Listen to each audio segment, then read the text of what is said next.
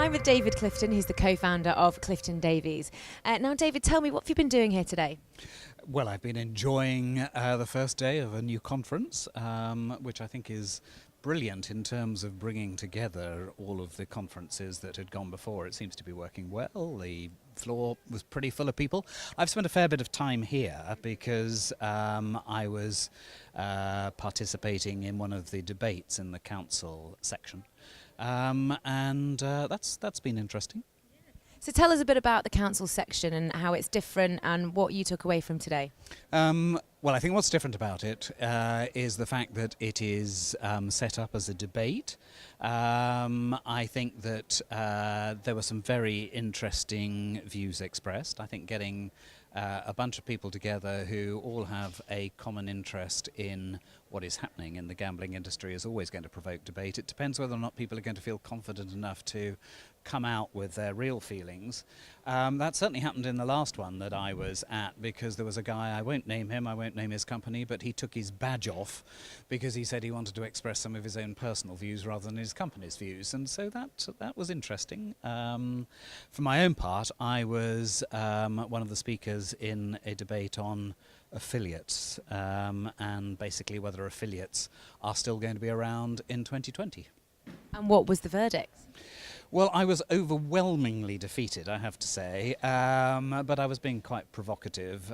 My line was that affiliates, as we know them, are not going to be around by 2020 because it's an area that has a huge regulatory focus on it at the moment. There needs to be change, there needs to be improvement.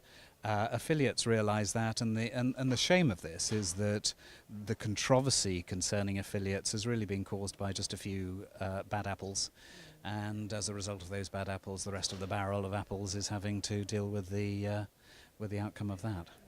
Now, obviously, with iGB Live and with a lot of these conferences, it's always looking to the future and progression. What are you seeing as the new sort of challenges facing the industry?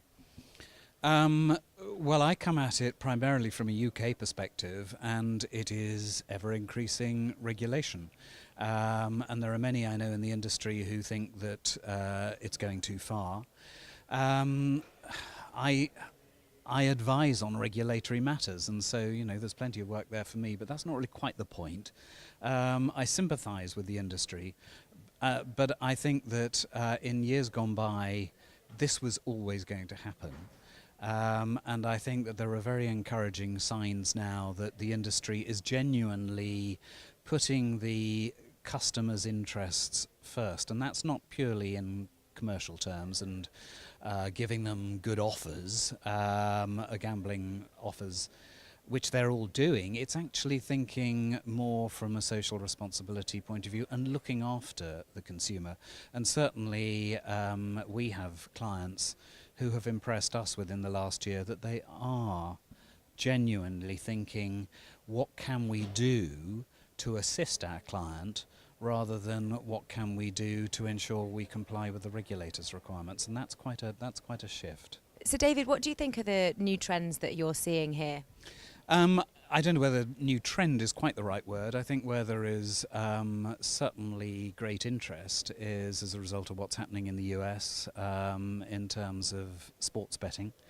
I wonder whether or not the interest is a little bit overhyped at the moment. I think we're all going to wait a little bit longer to find out really what opportunities are going to exist for European operators, suppliers, but already there are some pretty obvious indications that tie-ups that have already taken place, and those who planned ahead are going to be one step ahead. So I suppose in terms of a trend, that's probably the biggest trend, although, as I was mentioning before, a greater focus on regulatory issues, because it has to be. David, thank you so much for chatting. Pleasure.